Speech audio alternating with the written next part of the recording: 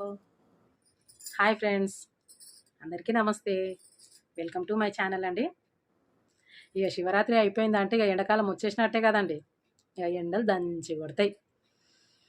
ఇక మనకైతే బయటికి వెళ్ళాల్సిన వాళ్ళకి, బయట వర్క్ చేసే వాళ్ళకి, ఆటో నడిపించే వాళ్ళకి, డ్రైవింగ్ చేసే వాళ్ళకి, ఇక అందరికీ కొద్దిగా వాటర్కి ఇబ్బంది అవుతుంది. ఎందుకంటే కొంతమంది వాటర్ బాటిల్ ఉంటాయి, ఇక ఉన్నావు కానీ వేడెక్కిపోతాయి.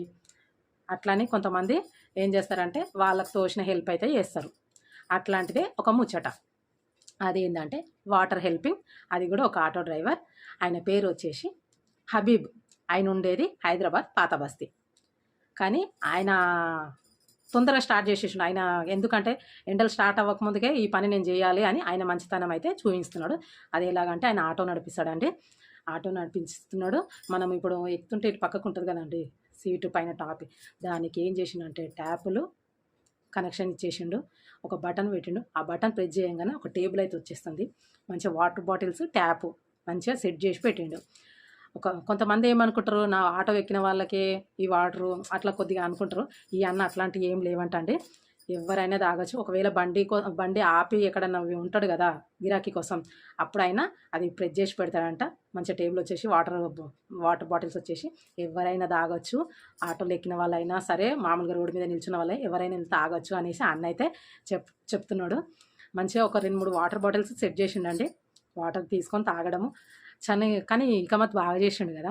ఆటోకి స్టాండు, వాటర్ బాటిల్స్, ట్యాప్స్ మంచి ఐడియా అయితే చేసిండు. ఒకరికి హెల్ప్ చేయాలని మన మైండ్లో ఉండాలి, కానీ అది ఏ రకంగా అయినా చేసేస్తాం, అమలు చేసేస్తాం.